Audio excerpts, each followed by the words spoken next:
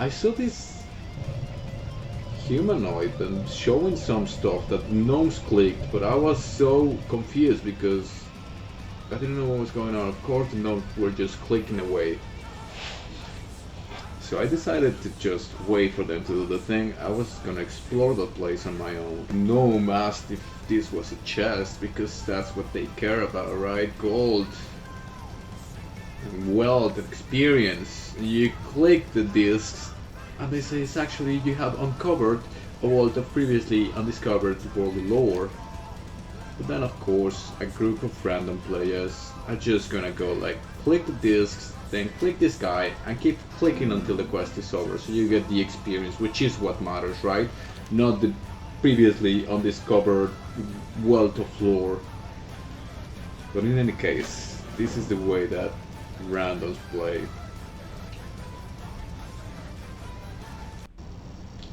This lore keeper mentions that he is to share this information with us, and he starts speaking about this earth and these stone beings found all across the dungeon.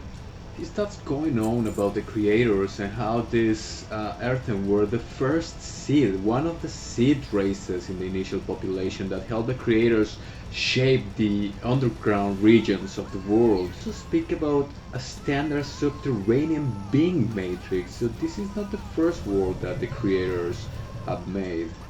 It speaks about how these creators have different goals for each world, and they make these variants when creating these worlds. So these beings had a goal, a finality. It says after they had been put to service by the creators, unforeseen anomalies were discovered, which is kind of interesting. There was something that the creators did not anticipate, and therefore something happened after that. Upon asking this being about the anomalies, he explained that we must know more information about this Athena. So he says that the Athena represent the creator's attempt at improving the survivability paradigm of the standard subterranean being matrix. He goes on saying that this was done by incorporating a resilient foundation of construction inherent to the world into said matrix. That is, the world and the surroundings have to make part of the beings. They have to be made of the same thing, which is a very, very important thing. Not only in WoW lore, but we will get into it. It is the baseline material used in race synthesis. A cross-section of Azeroth's crust was used as the foundation for the elven synthesis rather than the typical biomass construction foundation used by the creators. It goes on speaking about lore and the stone and everything, but this is such an interesting part because it is explaining how races are created and why. Of course, these stone beings are made by the same material as their surroundings.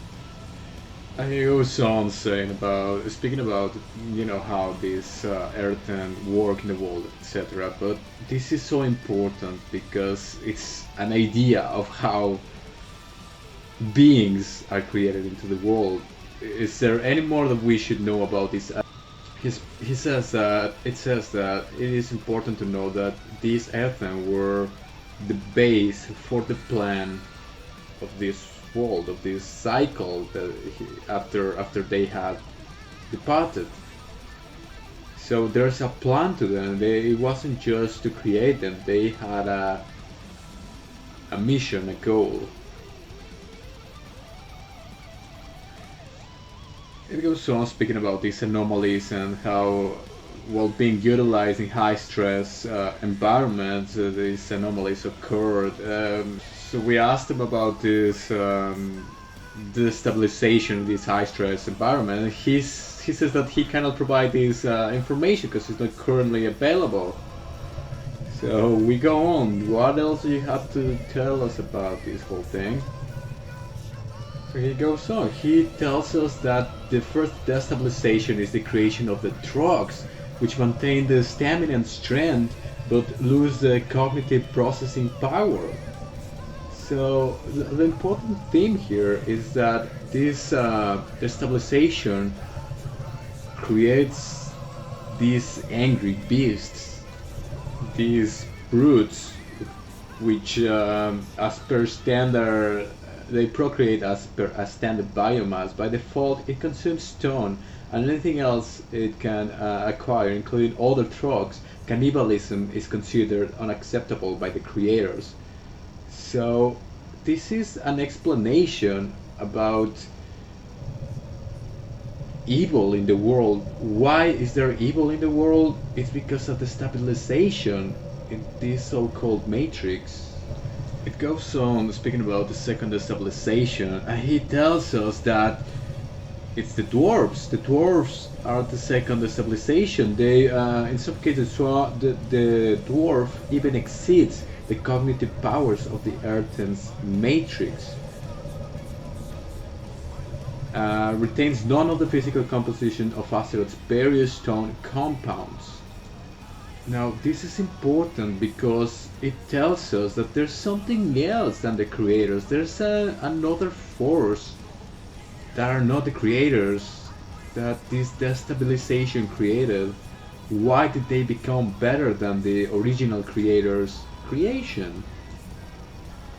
And it goes on speaking about these dwarves and the matrices and everything. They are indeed descended from the earth.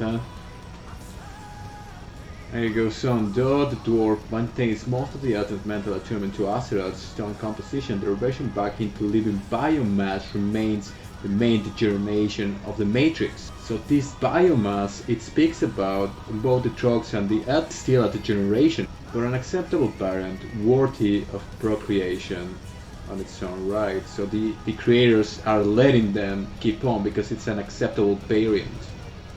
So these creators, they choose who gets to procreate or not, who gets to live or not. They are the reason for this world's existence as well as many other worlds. That is the physical worlds, the material worlds of stone and biomass. It is a lot to think about indeed. Of course he understands this, so he tells us about the discs that everyone was just clicking and passing through to get the experience. Everything is gonna be recorded in these discs, right? I don't think my fellow dungeon mates understand the importance of this, even if they played in 2005 and knew all about this lore that I bet they couldn't understand.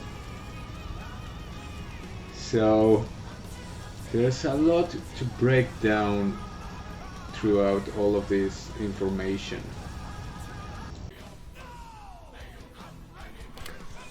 Now, of course, this is just a video game, right? And this information is only to explain the roots of these earthen beings and the dwarves and everything related, right? But one of my goals in this channel, perhaps, is gonna be to showcase this lore and try to look at the themes. Because even if this came out of the crazy mind of one of the developers, of the writers of this game, we have to kind of look at and analyze where is this coming from. There are some very real themes here, and I say that because in real life I actually do a lot of research into these topics. So let's just get into it. One of these, the first one is that the beings are created by the same material of their surroundings. We know that we are made of particles and different elements and primordial particles, right? Carbon and oxygen, etc. And everything is created by these founding blocks of creation. Our bodies, the computers we play on, the air we breathe. So that correlation between X being and its surroundings is a very interesting theme to be in a video game.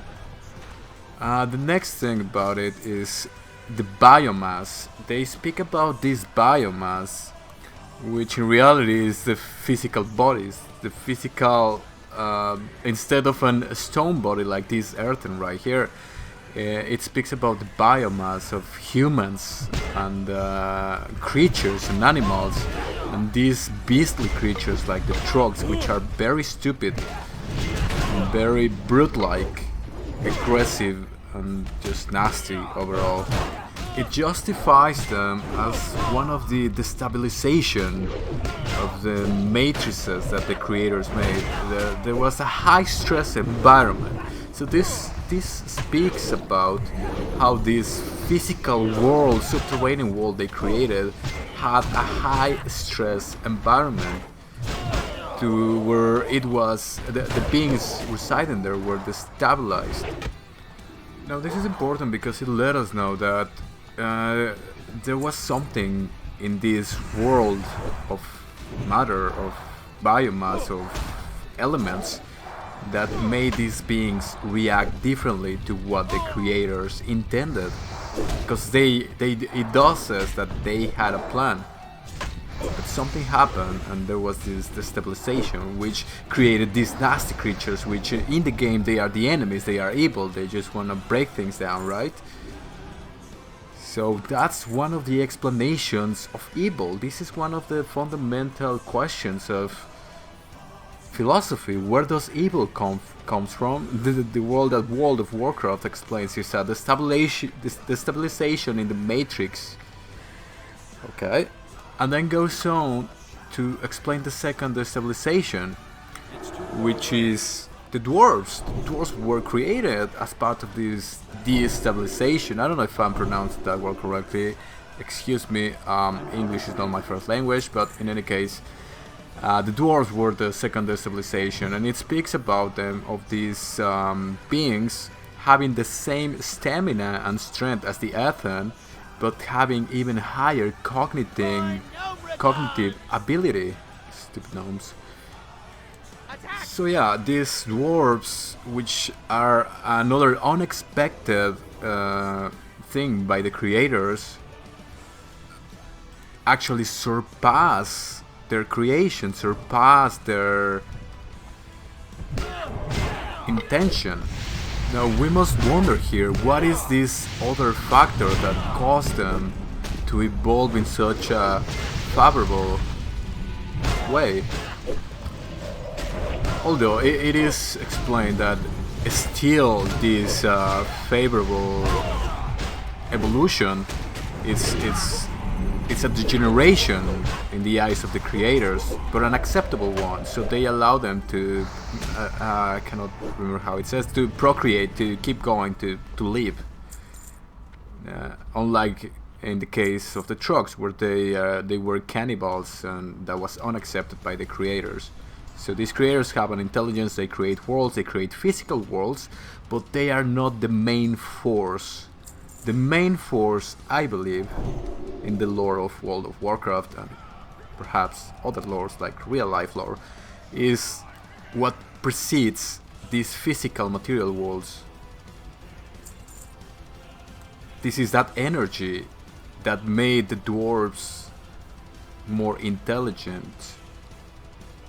And perhaps the biggest theme here is this biomass, which is a mistake, a degeneration in the eyes of the creators.